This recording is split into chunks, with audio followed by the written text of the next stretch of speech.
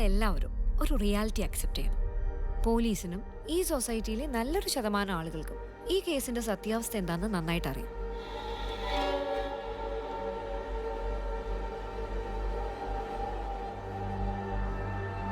ഇയാളാളൊരു കില്ലാടിയാ. ചുമ്മാതാണോ പോലീസുകാർ പോലും ചൊല്ലു പറഞ്ഞത്?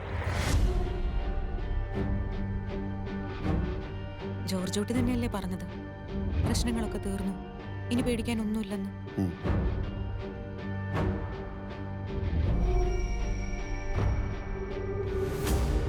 പോലീസിന്റെ രീതികൾ മുൻകൂട്ടി കണ്ട് കളിക്കുന്ന ഒരാളാണല്ലോ അയാൾ. അപ്പോ പോലീസുകാരും അയാളുടെ ഒരു ഫാനാണ്.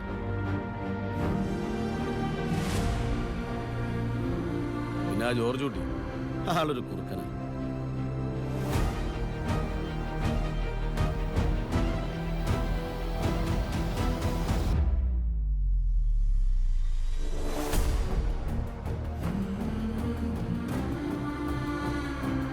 ഈ ആക്സിഡന്റ് കാര്യം എന്താ അവരോട് പറയാൻ പറ്റാത്തെ?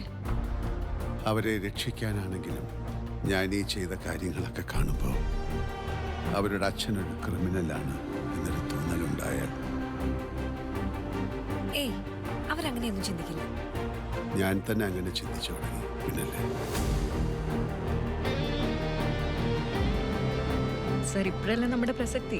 മീഡിയ ഇൻവെസ്റ്റിഗേഷനിലൂടെ ജീവൻ വെച്ച് തെളിയിക്കപ്പെട്ട എന്തോരം കേസുകളുണ്ട് സർ. അവരാരാണെന്ന് മനസ്സിലാക്കാൻ എന്തെങ്കിലും സൂചന തരാൻ പറ്റുമോ? I want his full file on my desk as soon as possible.